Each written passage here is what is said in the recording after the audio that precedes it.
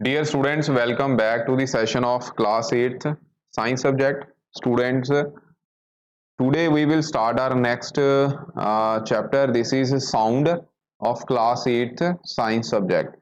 ਸੋ dear students sound ਦਾ ਮਤਲਬ ਹੁੰਦਾ ਹੈ ਸਾਰੇ ਬੱਚਿਆਂ ਨੂੰ ਜਿਹੜੇ ਬੱਚੇ ਪੰਜਾਬੀ ਮੀਡੀਅਮ ਦੇ ਵਿੱਚ ਹਨ ਉਹਨਾਂ ਨੂੰ ਵੀ ਦੱਸ ਦਈਏ ਸਾਊਂਡ ਦਾ ਮਤਲਬ ਹੁੰਦਾ ਹੈ ਧੁਨੀ ਠੀਕ ਹੈ। ਤਾਂ ਸਭ ਤੋਂ ਪਹਿਲਾਂ ਅਸੀਂ ਧੁਨੀ ਬਾਰੇ ਸਮਝਾਂਗੇ ਕਿ ਧੁਨੀ ਕੀ ਹੁੰਦੀ ਹੈ। ਬੱਚਿਓ ਤੁਸੀਂ ਆਮ ਤੌਰ ਤੇ ਦੇਖਿਆ ਹੋਵੇਗਾ ਕਿ ਜਦੋਂ ਸਾਡੇ ਘਰ ਦੇ ਵਿੱਚ ਕੋਈ ਦਰਵਾਜ਼ਾ ਖੜਕਦਾ ਹੈ ਤਾਂ ਜਾਂ ਹਵਾਈ ਜਹਾਜ਼ ਨਿਕਲਦਾ ਹੈ ਸਾਡੇ ਉੱਪਰ ਤੋਂ ਕੋਈ ਜਾਂ ਕਲਾਸ ਦੇ ਪੀਰੀਅਡ ਦੀ ਘੰਟੀ ਵੱਜਦੀ ਹੈ ਤਾਂ ਸਾਨੂੰ ਬੱਚੋਂ ਕਿਵੇਂ ਪਤਾ ਲੱਗਦਾ ਹੈ ਉਸ ਵਿੱਚ ਸਾਨੂੰ ਆਵਾਜ਼ ਸਾਡੇ ਕੰਨਾਂ ਦੇ ਵਿੱਚ ਗੂੰਜਦੀ ਹੈ ਜਿਸ ਨੂੰ ਅਸੀਂ ਸਾਊਂਡ ਕਹਿੰਦੇ ਹਾਂ ਮਤਲਬ ਕਿ ਧੁਨੀ ਕਹਿੰਦੇ ਹਾਂ ਠੀਕ ਹੈ। ਤਾਂ ਇਸ ਚੈਪਟਰ ਦੇ ਵਿੱਚ ਸ਼ੁਰੂ ਕਰਨ ਤੋਂ ਪਹਿਲਾਂ ਕੀ ਪੜਾਂਗੇ ਉਹ ਦੇਖ ਲਈਏ। ਸਭ ਤੋਂ ਪਹਿਲਾਂ ਅਸੀਂ ਸਾਊਂਡ ਬਾਰੇ ਡਿਸਕਸ ਕਰਾਂਗੇ ਕਿ ਸਾਊਂਡ ਹੁੰਦੀ ਕੀ ਹੈ ਯਾਨੀ ਕਿ ਧੁਨੀ ਕੀ ਹੁੰਦੀ ਹੈ। ਫਿਰ ਉਸ ਤੋਂ ਬਾਅਦ ਹਿਊਮਨ ਬੀਇੰਗਸ ਕਿਹੜੀ ਸਾਊਂਡ ਨੂੰ ਸੁਣ ਸਕਦੀਆਂ ਹਨ ਤੇ ਕਿਹੜੀ ਕਿੱਦਾਂ ਦੀ ਸਾਊਂਡ ਜਿਹੜੀ ਆ ਉਹ ਪ੍ਰੋਡਿਊਸ ਕਰਦੀਆਂ ਨੇ। ਉਸ ਤੋਂ ਬਾਅਦ ਅਸੀਂ ਮਨੁੱਖੀ ਕੰਨ ਬਾਰੇ ਉਹਦੀ ਸਟਰਕਚਰ ਬਾਰੇ ਪੜਾਂਗੇ ਯਾਨੀ ਕਿ ਤੁਹਾਡੇ ਦੋ ਕੰਨ ਹਨ ਦੋਨੋਂ ਕੰਨ ਖੋਲ ਲਓ ਤੇ ਇਹਨਾਂ ਕੰਨਾਂ ਨੂੰ ਹੀ ਅਸੀਂ ਅੱਜ ਪੜ੍ਹਨਾ ਹੈ ਕਿ ਕੰਨ ਕਿੱਦਾਂ ਦੇ ਹੁੰਦੇ ਹਨ ਤੇ ਇਹਦੇ ਵਿੱਚ ਕੀ ਪਾਇਆ ਜਾਂਦਾ ਹੈ ਕਿਸ ਨਾਲ ਸਾਨੂੰ ਚੀਜ਼ ਜਿਹੜੀ ਆ ਸੁਣਾਈ ਦਿੰਦੀ ਹੈ ਕੋਈ ਆਵਾਜ਼ ਸੁਣਾਈ ਦਿੰਦੀ ਹੈ। ਉਸ ਤੋਂ ਬਾਅਦ ਅਸੀਂ ਟਾਈਮ ਪੀਰੀਅਡ ਫਿਰ ऑडिबल इनऑडिबल साउंड फिर नॉइस पोल्यूशन ठीक है इदां ही वट प्रोड्यूसिस ठीक है मतलब वट प्रोड्यूसिस साउंड ये इधरों इस साइड है। उस तो बाद प्रोपेगेशन ऑफ साउंड ठीक है साउंड किवें चलती है। फिर उस तो बाद बच्चों एंपलीट्यूड फ्रीकुएंसी ते नॉइस ते म्यूजिक यानी कि शोर ते संगीत बारे असीं डिस्कस करांगे। एंपलीट्यूड फ्रीकुएंसी पंजाबी दे विच असीं लेटर ऑन दसदे हां की हुंदा है ठीक है। सो आओ सब तो पहलां ते साउंड दी बच्चों डेफिनेशन है। साउंड एक्चुअल विच की हुंदी है। साउंड एक बच्चों एनर्जी है। साउंड की है यानी कि धुनी एक वो ऊर्जा है जिस ਜਿਹੜੀ कि कंपन राही पैदा होती है। किस राही कंपन राही ये याद रखना धुनी एक वो ऊर्जा है जो कि कंपन राही पैदा होती है। मतलब कि मैं अगर होर इनू डिफाइन करा कि sound is a form of energy ठीक है की है sound is a form of energy which produces us sensation की है सेंसेशन ऑफ साउंड ठीक है sensation of hearing sorry hearing यानी कि ये एक वो ऊर्जा है जिस नाल असी की है कोई भी जी मतलब आवाज़ है उसनों असी सुन सकते हाँ ठीक है। तो किहदे नाल पैदा हुंदी है साउंड हमेशा कंपन राही पैदा हुंदी है मतलब वाइब्रेशन राही पैदा हुंदी है। ते बच्चों रोजाना जिंदगी दे विच इसका बहुत इंपॉर्टेंट रोल है कि जेकर साडे कह लो जिंदगी दे विच साउंड ही ना हुंदी तां बच्चों असीं किसे नाल फिर गल करनी उहनूं समझा नहीं सकना सी उहनूं सुन नहीं सकना सी ठीक है। तो साउंड जिहड़ा है ये साडी रोजाना जिंदगी दे विच बहुत महत्वपूर्ण रोल प्ले करता है जिस नाल असीं एक दूसरे नाल कम्यूनीकेट करते हाँ। कम्यूनीकेट का मतलब हुंदा है कि असीं एक दूसरे नूं अपने विचार जिहड़े आ व्यक्त कर सकते हाँ ठीक है कि असीं साडीआं भावनावां साडे असीं मन विच की सोचदे हाँ वो असीं मूँह राही बोलते हाँ तो दूसरा बंदा उन्होंने कन्ना राही सुनता है ठीक है। इदां असीं भी किसी नूं कन्ना राही सुन सकते हाँ। तो बच्चों साउंड ये याद रखियो ये गल कि जिहड़ी साउंड दियां बहुत सारिया वैराइटीज़ ने इन आर सराउंडिंग जिहड़ियां कि असीं सुनते हाँ जिद्दां कि मैं कहदा कि एक डीजे का साउंड ठीक है जो कि शोर शराबे वाला हुंदा है ठीक है। एक हुंदा है मधुर मधुर म्यूजिक जिहड़ा कि की है सुरीला हुंदा है यानी कि असीं आवाज़ नूं सुनदे हां ते सानूं आत्मिक शांति मिलदी है। एक डीजे वाला हुंदा है डीजे नाल की है जी ज़्यादा आवाज़ कर लैंदे आ ते बच्चों फिर आपां कन्नां नूं दे पड़दे भी फड़ सकदे ने ते असीं कन्नां नूं बंद करके रखदे। तो मतलब दो तरीके दी साउंड हो गई कह लो एक शोर हो गया ते एक संगीत हो गया ठीक है। तो इदां वैरायटी ऑफ होर भी साउंड हैगियां ने आपां हौली हौली इहदे विच सारे डिस्कस करांगे। तो साउंड बारे आई थिंक क्लीयर होएगा कि साउंड की है it is a form of energy ठीक है प्रोड्यूसिस बाय वाइब्रेशन यानी कि कंपन राही जिहड़ी पैदा हुई एनर्जी नूं असीं की कह दिंदे हां ऊर्जा नूं एनर्जी जे नहीं पता तो याद रखना एनर्जी का मतलब है ऊर्जा कंपन राही पैदा हुई ऊर्जा नूं असीं की कह दिंदे हां ਸਾਊਂਡ ਯਾਨੀ ਕਿ ਧੁਨੀ ਆਖਦੇ ਹਾਂ, ਠੀਕ ਹੈ। ਕੰਪਨ ਰਾਹੀਂ ਪੈਦਾ ਹੋਈ ਊਰਜਾ ਨੂੰ ਅਸੀਂ ਕੀ ਕਹਿੰਦੇ ਹਾਂ, ਸਾਊਂਡ ਕਹਿੰਦੇ ਹਾਂ। ਇਹਦੀ ਪਰਿਭਾਸ਼ਾ ਹੋ ਗਈ, ਇਸ ਨੂੰ ਤੁਸੀਂ ਯਾਦ ਕਰ ਲੈਣਾ ਹੈ, ਠੀਕ ਹੈ। ਉਸ ਤੋਂ ਬਾਅਦ ਵਿੱਚੋਂ ਨੈਕਸਟ ਹੈ what produces sound, ਠੀਕ ਹੈ। what produces sound ਯਾਨੀ ਕਿ ਸਾਊਂਡ ਜਿਹੜੀ ਹੈ ਉਹ ਕਿਹਦੇ ਕਰਕੇ ਪੈਦਾ ਹੁੰਦੀ, ਹੁਣੀ ਦੱਸਿਆ ਹੀ, ਹਮੇਸ਼ਾ ਕਿਹਦੇ ਨਾਲ ਪੈਦਾ ਹੁੰਦੀ ਹੈ, ਵਾਈਬ੍ਰੇਟਿੰਗ ਬॉडी यानी कि कंपन करती वस्तु, ठीक है। की आएगा, कंपन करती वस्तु। तुसी इत्थे की लिखना है, कंपन करती वस्तु। पंजाबी मीडियम वाले बच्चे की लिखणगे कि साउंड यानी कि धुनी ज्यादातर की है कंपन करती वस्तुआं द्वारा पैदा ਹੁੰਦੀ है।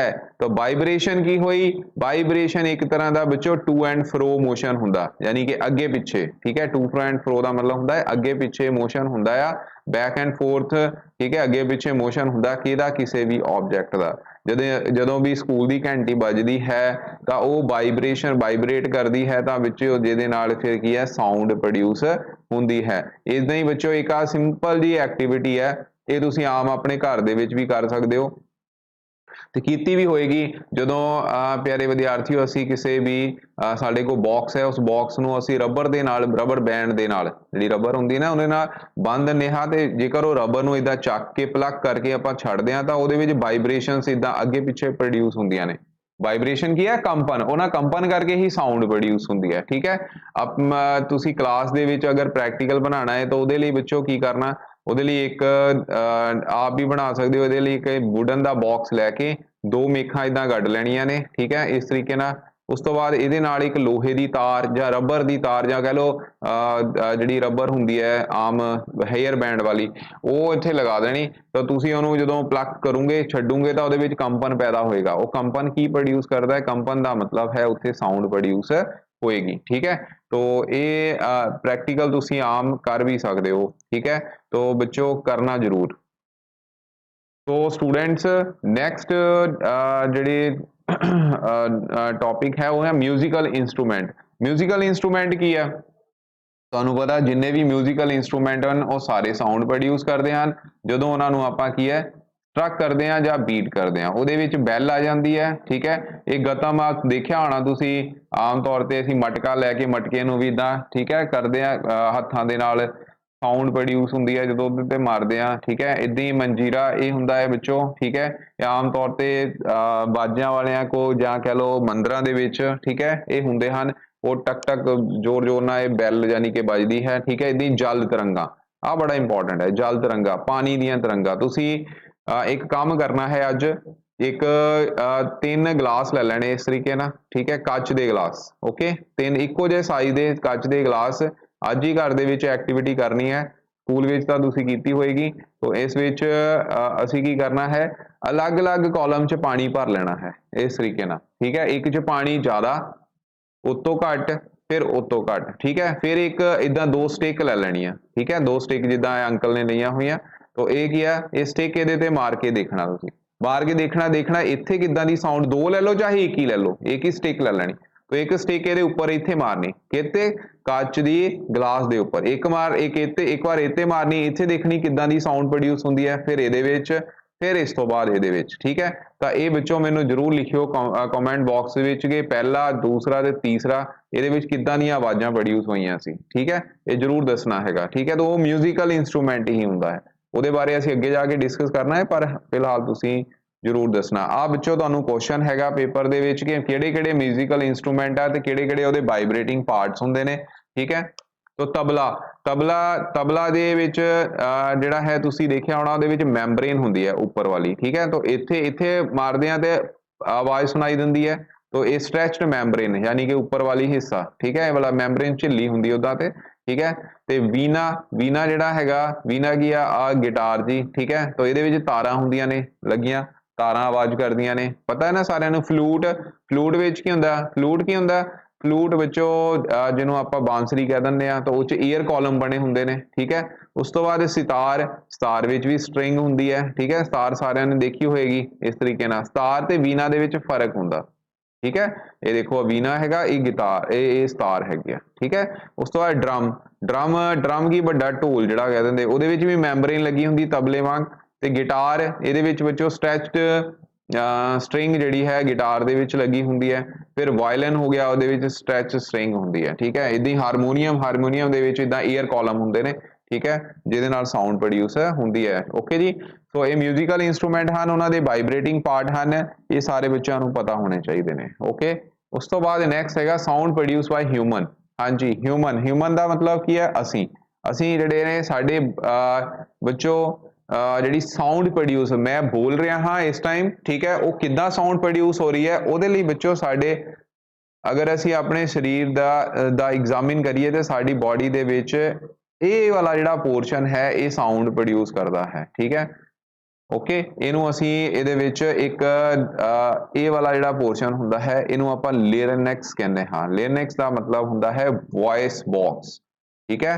ਵੌਇਸ ਬਾਕਸ, ਲੇਰਨੈਕਸ ਯਾਨੀ ਕਿ ਕੰਠ ਪਟਾਰੀ, ਪੰਜਾਬੀ ਦੇ ਵਿੱਚ ਇਹਨੂੰ ਕੀ ਕਹਿੰਦੇ ਆ? ਕੰਠ ਪਟਾਰੀ। ਤੁਹਾਡੀ ਬੁੱਕ ਜਿਹੜੀ ਹੈ 128 ਪੇਜ ਨੇ ਉੱਪਰ ਇਹ ਲਿਖਿਆ ਹੋਇਆ, ਇਹਨੂੰ ਕੀ ਕਹਿੰਦੇ ਆ? ਕੰਠ ਪਟਾਰੀ, ਠੀਕ ਹੈ, ਕੰਠ ਪਟਾਰੀ। ਕੰਠ ਪਟਾਰੀ ਵੀ ਕਹਿ ਦਿੰਦੇ ਆ ਜਾਂ ਵਾਕ ਯੰਤਰ ਵੀ ਕਹਿ ਦਿੰਦੇ ਆ, ਠੀਕ ਹੈ, ਵਾਕ ਯੰਤਰ यानी कि लेरनेक्स। ओके, तो ਇਹ ਕੀ ਆ? ਇਹ ਇੱਕ ਵਿੰਡ ਪਾਈਪ ਦਾ ਹਿੱਸਾ ਹੁੰਦਾ ਹੈ। ਵਿੰਡ ਪਾਈਪ ਦਾ ਮਤਲਬ ਹੈ ਸਾਹ ਨਲੀ, ਠੀਕ ਹੈ, ਜਦੋਂ ਹਵਾ ਦੇ ਦੁਆਰ ਨੇ, ਠੀਕ ਹੈ, ਅਸੀਂ ਸਾਹ ਲੈਂਦੇ ਆ ਨਾ, ਤਾਂ ਸਾਹ ਪਾਈਪ ਦਾ ਇਹ ਕੀ ਹੈ? ਇੱਕ ਹਿੱਸਾ ਹੁੰਦਾ ਹੈ। ਓਕੇ, ਟ੍ਰੈਚੀਆ ਲਿਖਿਆ ਹੋਇਆ। ਤਾਂ two vocal cord are stretched across the larynx. Larynx ਦੇ ਅਰਾਊਂਡ ਕੀ ਹੈ? ਵੋਕਲ ਕੌਰਡ ਹੁੰਦੇ ਹਨ। ਵੋਕਲ ਕੌਰਡ ਕੀ ਆ? ਦੇਖੋ ਇਹਨੂੰ, ਇਹਦੀ ਇਲੈਬੋਰੇਟਡ ਸਟਰਕਚਰ ਹੈ, ਠੀਕ ਹੈ। ਟ੍ਰੈਚੀਆ ਸਾਹ ਨਾਲੀ ਹੋ ਗਈ, ਆ ਸਾਰੀ ਸਾਹ ਨਾਲੀ ਹੈ ਇਧਰਲੇ ਪਾਸੇ, ਠੀਕ ਹੈ। ਉਸ ਤੋਂ ਬਾਅਦ ਇਹ ਕੀ ਨੇ? ਇਹ ਵੋਕਲ ਕੌਰਡਸ ਆ ਗਏ, ਠੀਕ ਹੈ। ਇਹਨੂੰ ਕੀ ਕਹਿੰਦੇ ਆ? ਜਿੱਥੇ ਸਰਕਲ ਰੈਡ ਮਾਰ ਰਿਹਾ ਮੈਂ, ਇਹ ਕੀ ਆ? ਵੋਕਲ ਕੌਰਡ ਨੇ। ਓਕੇ, ਇਹਨਾਂ ਨੂੰ ਕੀ ਵੋਕਲ ਕੌਰਡ ਕਹਿ ਦਿੰਦੇ ਆਪਾਂ। ਓਕੇ ਜੀ, ਵੋਕਲ ਕੌਰਡ। ਤੇ ਉਸ ਤੋਂ ਬਾਅਦ ਜਿਹੜੇ ਵੋਕਲ ਕੌਰਡ ਦਾ ਮਤਲਬ ਹੁੰਦਾ ਹੈ ਪੰਜਾਬੀ ਦੇ ਵਿੱਚ ਅਗਰ ਕਹਿਣਾ ਤੇ ਇਹਨੂੰ ਸੁਰ ਤੰਦ ਕਹਿੰਦੇ ਨੇ, ਠੀਕ ਹੈ। ਕੀ ਕਹਿੰਦੇ ਨੇ? ਵੋਕਲ ਕੌਰਡ ਦਾ ਮਤਲਬ ਹੁੰਦਾ ਹੈ ਸੁਰ ਤੰਦ। ਇਹ ਵੀ ਤੁਹਾਡੀ ਬੁੱਕ ਦੇ ਵਿੱਚ ਪੇਜ ਨੰਬਰ 128 ਤੇ ਲਿਖਿਆ ਹੋਇਆ ਹੈ, ਠੀਕ ਹੈ। ਤੋ ਵੋਕਲ ਕੌਰਡਸ ਜਿਹੜੇ ਨੇ ਇਹਨਾਂ ਨੂੰ ਕਹਿ ਦਿੰਦੇ ਆ ਆਪਾਂ। ਓਕੇ, ਤੇ ਅੱਗੇ ਬੱਚੇ ਇਹ ਕਿਹਦੇ ਆਲੇ ਦੁਆਲੇ ਨੇ? ਲੇਰਨੈਕਸ ਯਾਨੀ ਕਿ ਇਹਦੇ ਅਕ੍ਰੋਸ ਲੇਰਨੈਕਸ ਜਿਹੜਾ ਹੈ ਨੈਰੋ ਸਲਿਟ ਦੇ ਅਰਾਊਂਡ ਵੋਕਲ ਕੌਰਡਸ ਜਿਹੜੇ ਹੁੰਦੇ ਨੇ when lungs forced air through it. ਜਦੋਂ ਸਾਡੇ ਲੰਗਸ ਯਾਨੀ ਕਿ ਫੇਫੜੇ ਹਵਾ ਜਿਹੜੀ ਹੈ ਇਸ ਸਲਿਟ ਦੇ ਥਰੂ, ਠੀਕ ਹੈ, ਖਿੱਚਦੇ ਨੇ ਤਾਂ ਇਹ ਵਾਈਬ੍ਰੇਸ਼ਨ ਕਰਦੇ ਨੇ, ਤਾਂ ਇਹ ਸਾਊਂਡ ਪ੍ਰੋਡਿਊਸ ਕਰਦੇ ਨੇ, ਠੀਕ ਹੈ। ਕੀ ਕਰਦੇ ਨੇ? ਸਾਊਂਡ ਪ੍ਰੋਡਿਊਸ ਕਰਦੇ ਨੇ।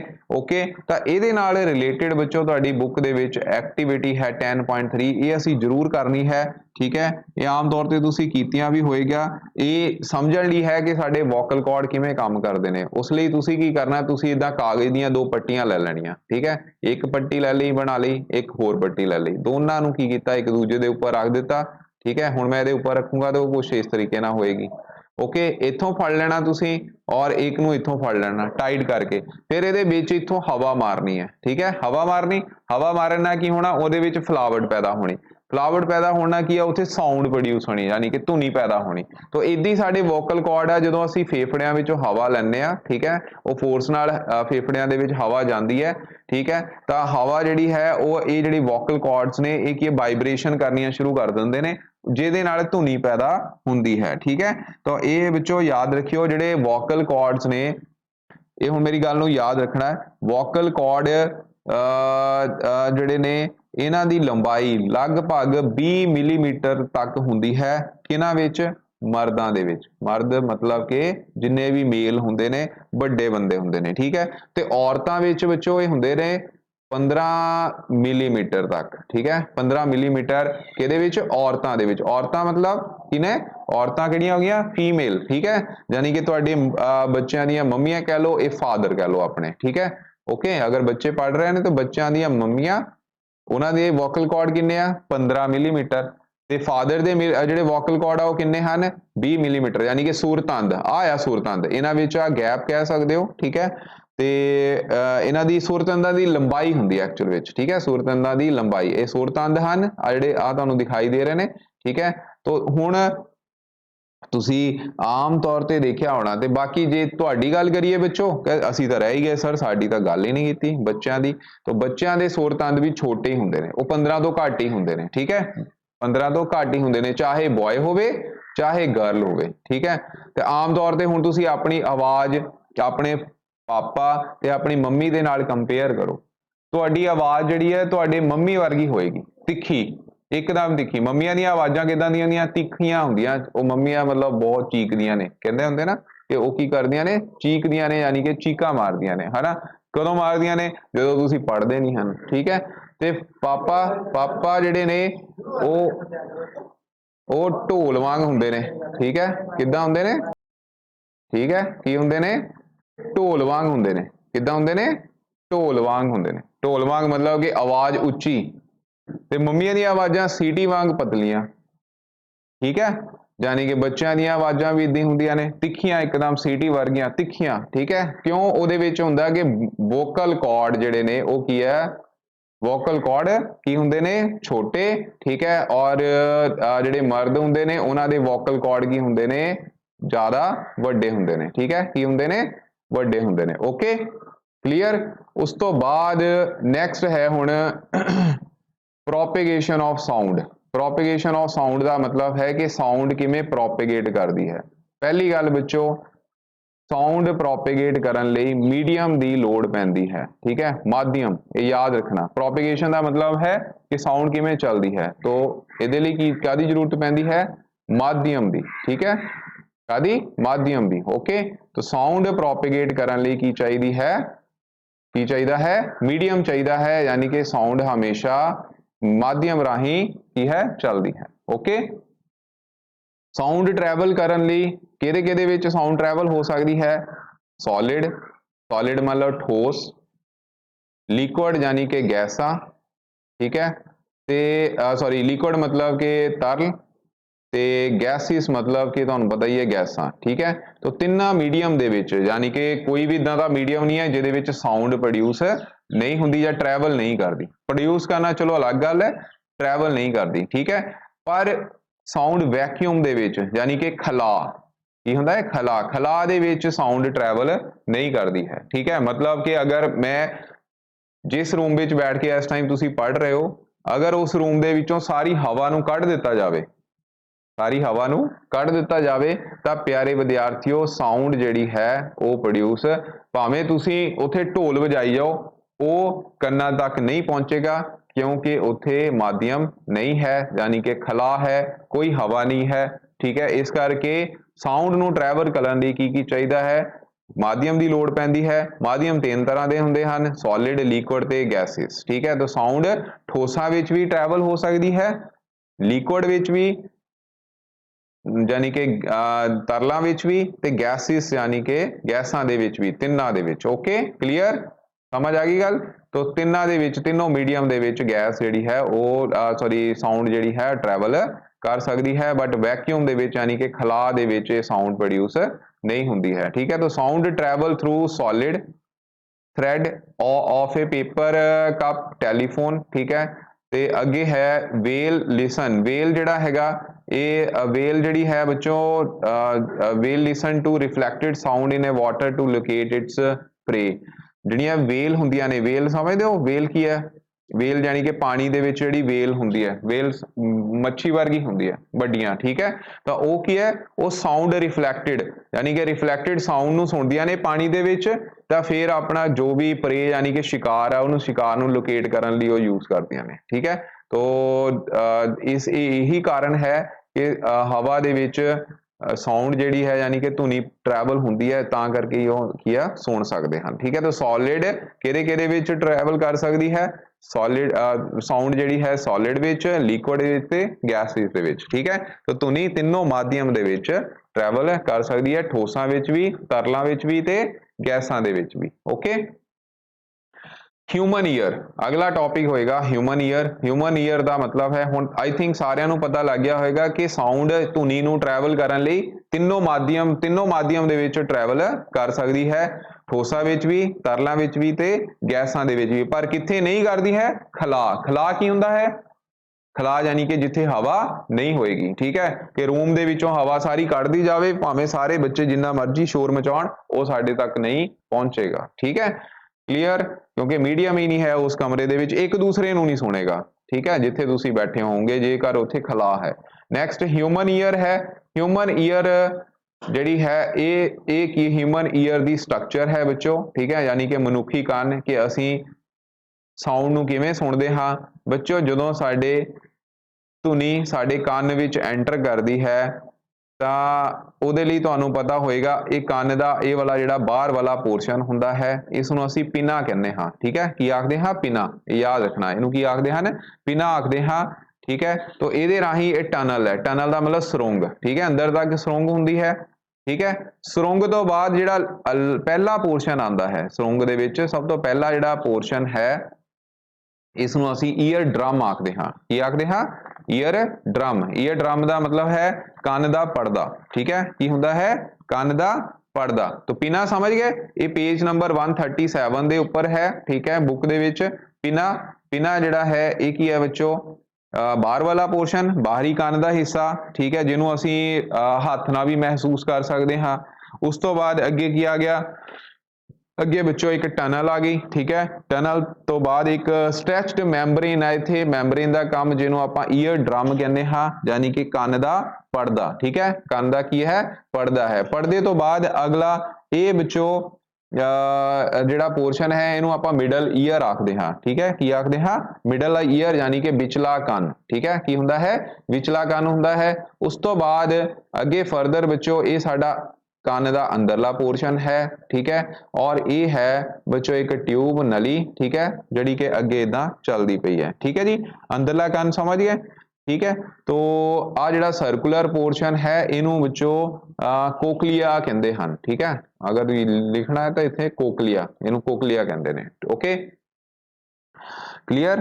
ਤੇ ਬਾਕੀ ਜਿਹੜੀਆਂ ਨੇ ਇਹਦੇ ਵਿੱਚ ਆਹ ਵਾਲਾ ਪੋਰਸ਼ਨ ਹੈ ਕੰਨ ਦੀਆਂ ਹੱਡੀਆਂ ਹੁੰਦੀਆਂ ਨੇ। ਠੀਕ ਹੈ, ਇਹ ਵਾਲੇ ਪੋਰਸ਼ਨ 'ਚ ਕੰਨ ਦੀਆਂ ਹੱਡੀਆਂ ਨੇ ਜਿਹਨੂੰ ਮੈਲਸ, ਠੀਕ ਹੈ, ਇਕਸ ਤੇ ਸਟੈਪਸ ਜਿਹੜੀਆਂ ਨੇ ਉਹ ਆਖਦੇ ਹਨ। ਠੀਕ ਹੈ, ਇੱਕ ਮੈਲਸ ਹੈ ਇਹਦੇ ਵਿੱਚ, ਇਕੱਠੀਆਂ ਹੀ ਨੇ ਇੱਥੇ। ਆਹ ਵਾਲਾ ਪੋਰਸ਼ਨ ਹੋ ਗਿਆ ਜਿੱਥੇ ਸਰਕਲ ਲੱਗ ਰਿਹਾ ਨੇ।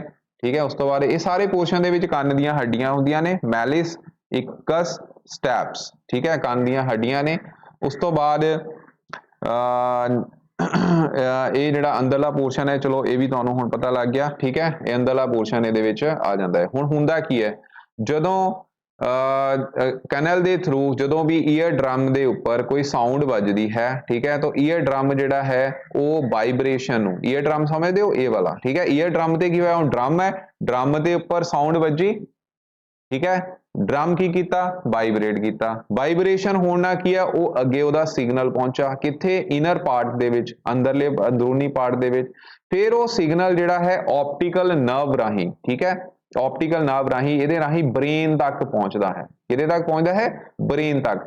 ਤਾਂ ਫਿਰ ਬ੍ਰੇਨ ਸਾਡਾ ਪਹਿਚਾਣਦਾ ਹੈ ਵੀ ਇਹ ਕਿਹਦੀ ਸਾਊਂਡ ਹੈ। ਓਕੇ, ਬ੍ਰੇਨ ਨੇ ਪਹਿਚਾਨਣਾ ਹੈ, ਪਰ ਸਾਊਂਡ ਸੁਣਨੀ ਕਿਨ ਹੈ? ਕੰਨ ਨੇ। तो ਕੰਨ ਇੱਕ ਮਾਧਿਅਮ ਹੋ ਗਿਆ ਇੱਕ ਤਰ੍ਹਾਂ ਦਾ। ਠੀਕ ਹੈ, तो ਕੰਨ ਇੱਕ ਮਾਧਿਅਮ ਹੈ ਜਿਸ ਨਾਲ ਕੀ ਹੈ? ਸਾਊਂਡ ਜਿਹੜੀ ਹੈ ਬ੍ਰੇਨ ਤੱਕ ਪਹੁੰਚਦੀ ਹੈ ਤੇ ਅਸੀਂ ਕੀ ਕਰਦੇ ਹਾਂ? ਅਸੀਂ ਪਹਿਚਾਣਦੇ ਹਾਂ ਕਿ ਇਹ ਸਾਊਂਡ ਜਿਹੜੀ ਹੈ ਮਤਲਬ ਕਹਿਣ ਦਾ ਮਤਲਬ ਹੈ ਕਿ ਇਸ ਵਸਤੂ ਦੀ ਸਾਊਂਡ ਹੈ। ਓਕੇ, तो ਇਹਨੂੰ ਕੋਕਲੀਆ ਅਸੀਂ ਇੱਥੇ ਆਖਦੇ ਹਾਂ, ਕੋਕਲੀਆ। ਓਕੇ, तो human year I think clear ਹੋਏਗਾ।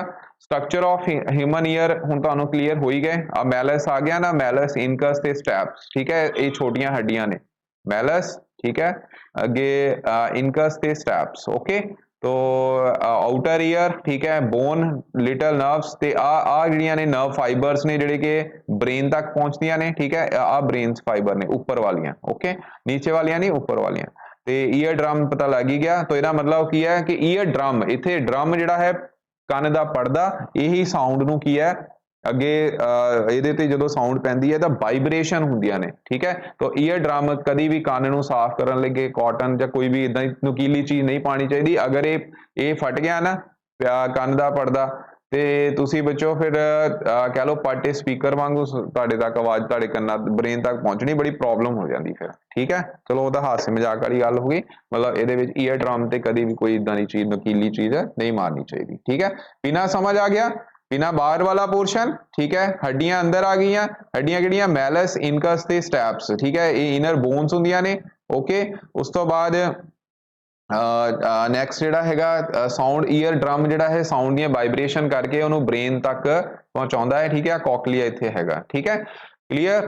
तो नैक्सट बच्चे हुण आ गई प्रॉपर्टीज ऑफ साउंड, ठीक है। प्रॉपर्टीज ऑफ साउंड दे विच एंपलीट्यूड, फ्रीकुएंसी ते टाइम पीरियड, ठीक है। इहदे बारे गल करांगे तां एंपलीट्यूड ऑफ साउंड विच की है, मैक्सिमम डिसप्लेसमेंट, वध तो वध कितनी डिसप्लेसमेंट जिहड़ी है हुंदी है, ठीक है। की है मैक्सिमम डिसप्लेसमेंट, वध तो वध कितनी डिसप्लेसमेंट जिहड़ी है वो किसी पार्टिकल दी होनी है अपनी मीन पोजीशन दे अराउंड, ठीक है। उहनूं आपां एंपलीट्यूड आखदे हां। एंपलीट्यूड दा मतलब है आयाम, ठीक है, ये याद रखना है। एंपलीट्यूड का मतलब होता है आयाम, ठीक है। आयाम यानी कि किन्नी वध तो वध कोई चीज़ जिहड़ी है वो मूव कर सकती है, उन्होंने आपां एंपलीट्यूड कह दिंदे आ, ठीक है। हुण देखो साउंड वेव्स जिहड़ियां ने अगर वो क्रस्ट के ट्रफ की फॉर्म दे विच मूव करदियां ने, ठीक है, इदां वेव मूव करदी है, इसनूं वेव कहने आपां, ठीक है। साउंड वेव इदां मूव करदी है, ओके। वैसे साउंड वेव का जिहड़ा है वो कंप्रैशन रेयर फैक्शन होंदा इस तरीके नाल, ठीक है। इदां प्रैशर वेव्स होंदियां क्योंकि साउंड वेव्स, उहदे बारे आपां चलो नहीं डिस्कस करांगे। वैसे तुहानूं साउंड वेव दा दस दईए, अगर साउंड वेव इदां चल रही ने, ठीक है, वेव की फॉर्म दे विच, तां उहदे विच आ जिहड़ा वध तो वध आ वाली जिहड़ी दूरी है ਇਹ ਤੋਂ ਆਪਣੀਆਂ मीन पोजीशन तो ਇਹਨੂੰ ਆਪਾਂ ਉਹਦਾ एंपलीट्यूड यानी कि अजाम आखते हैं, ठीक है। तो इत्थे अजाम आ वाला आना B तो C तक, ये आपका पेंडुलम है, ठीक है। 7वीं क्लास भी पेंडुलम बारे पढ़िया सी।